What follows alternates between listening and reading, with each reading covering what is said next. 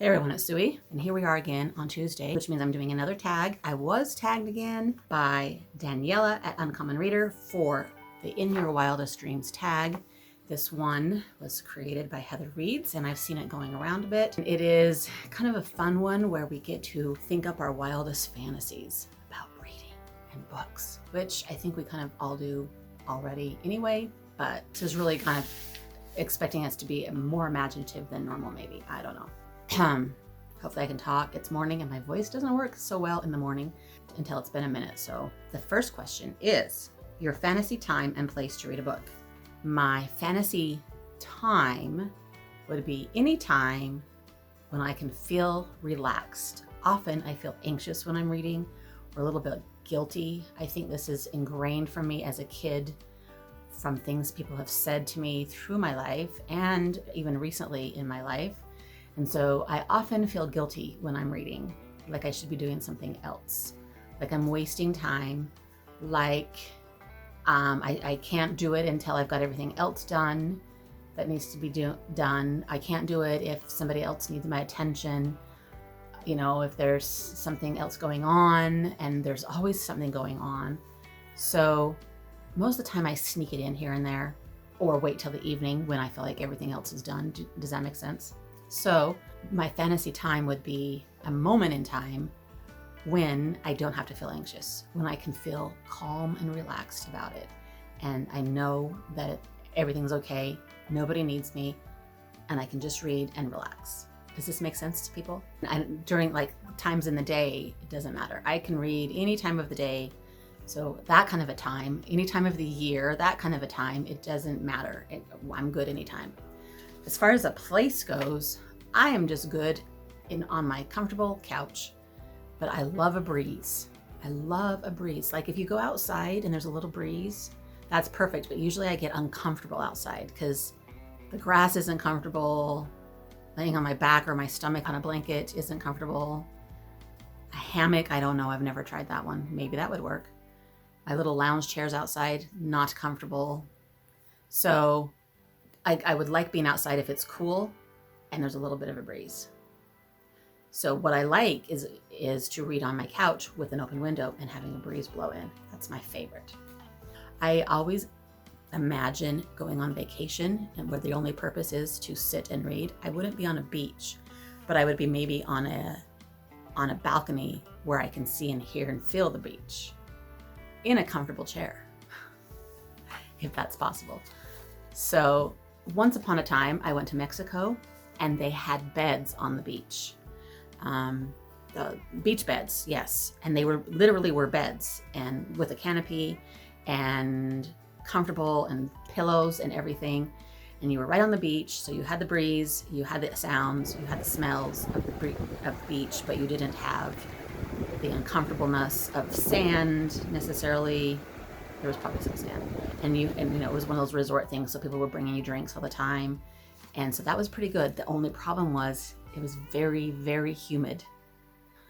So it was hot and sticky, and like the pages of your book would get kind of wet, and my hands were sticky. And so it was comfortable, but not really uncomfortable. So that situation would be really awesome if you were getting a nice cool breeze instead of a hot, sticky breeze. Am I making sense there? But that was a great vacation because I truly did lay on the bed and read all day long for the most part, except for when we went out and saw Chichen Itza that one day or whatever. Other than that, we laid on the bed on the beach and read all day long and slept. Read and sleep, read and sleep, drink a little bit, go eat some food, read and sleep, eat some more food, then go to bed. So that kind of a reading vacation, I kind of imagine as a great fantasy a lot. Only maybe in a cooler place than Mexico. Cooler, I mean, not cooler like awesome, but cooler like temperature-wise. My fantasy personal library. So my library downstairs that I have shown you all in previous videos is pretty much a fantasy that I created for what I can do in my house. That corner used to be a play area for the kids. There was toys, there was video games and a TV, and it was messy and junky, and I just envisioned it always as a library corner. And so when the kids grew up and moved out or, got done with all that stuff, we made my fantasy come true, which was put all those shelves around, divided in the room in half so that felt like a corner. And so that's pretty much come true. The only problem is I envision a library where you have comfortable chairs, natural lighting, and where you can have a breeze, some air circulation, right? So downstairs in that corner, we can't really read there. I pictured some chairs down there, but it's not a good place to go down and read because it's kind of dark. It's cold in the winter. It's nice in the summer though, that's for sure. But in the winter, it's cold and it's dark. There's not natural lighting.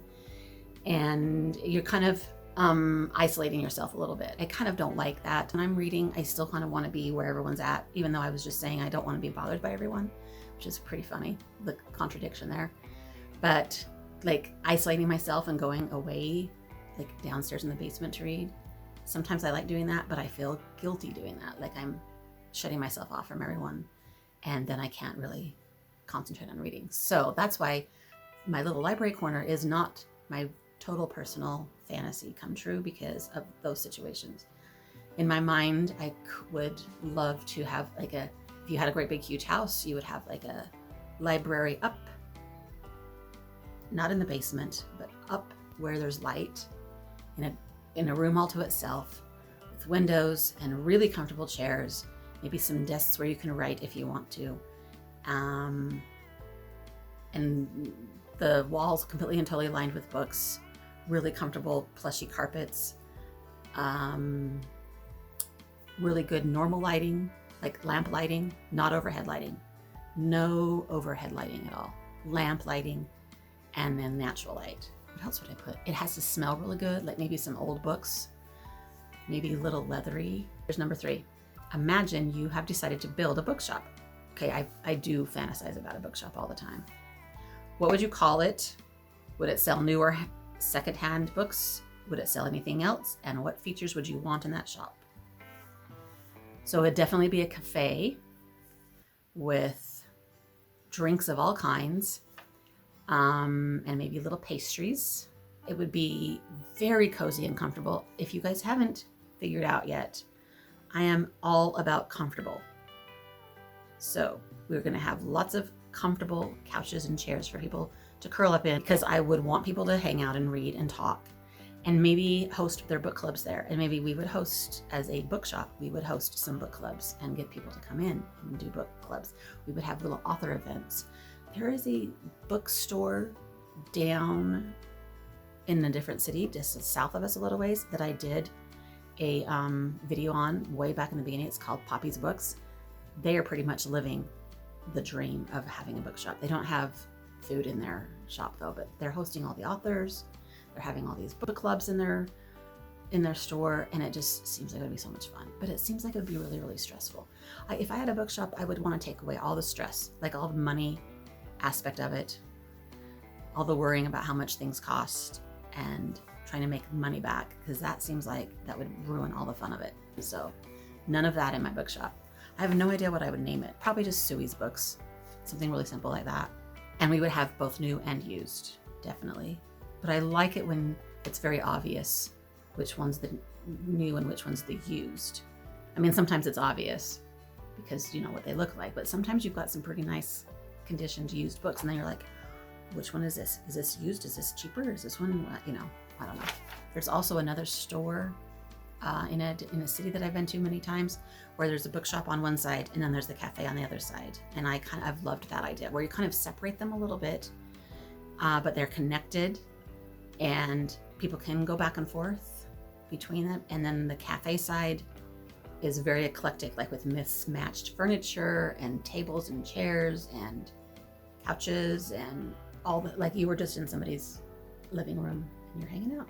I feel like there's other things I would want to sell there. I feel like I've had visions of other things. Crocheted stuff, maybe. Tori could do her crocheting and stick it in the shop. Probably that. Yeah. I don't know. 4. One person, not a Booktube creator, with whom you can have a good conversation about books. Okay, I'm lucky enough to have a family of readers, and everyone around me will love to have a bookish conversation. We often don't read the same kind of books, which often makes for a better conversation anyway. Yeah, my family, my kids, their significant others, hopefully my grandkids are getting there. I just saw on Instagram that my 8-year-old granddaughter just finished Harry Potter. And I think her dad helped her read it. I'm not exactly sure if she read it all on her own. I think there was a joint effort. But we're going to see her in a week, and I am definitely going to make her talk about her feelings about reading Harry Potter. So I'm excited that that's sort of up and coming, that the grandkids will hopefully be people that I can discuss books with. I cannot wait for that day. 5 is, if you won £1 million or dollars or whatever, and you could only spend it on books or book-related items, how would you spend it? I would buy all the new releases of books of the authors that I want to support. I would buy new books of debuting authors that I want to support, that are just starting out. If I don't have my own bookstore, I would go to some independent bookstores in the area and buy lots of books from them without feeling worried about how much money I'm spending, right? Book-related items, I don't know, what's a book-related item that I would want? Comfortable couches, comfortable chairs, more shelves, nice lights, I don't know, maybe like stationary kinds of things. Journals and notebooks and pens and things like that, maybe. I would buy books for other people. I would buy books to put in my little free library that I don't have yet. I would buy books for the grandkids and the kids, and hopefully that answers that question. Oh, and now we're to tag some others. So Melinda at Web of Stories, have you been tagged for this one already? I have no idea. If not, I'm tagging you. Gina from the Library Mouse, and Kim Reads and Reviews. There you go. There's 3 people to tag. A lot of people have been tagged on this one already, so yeah, I don't know. But this one's a fun one to imagine our favorite things about books and reading, and I don't know if I did it justice for my fantasies would be with reading, but hopefully I gave you some little idea. Until next time, happy reading, bye!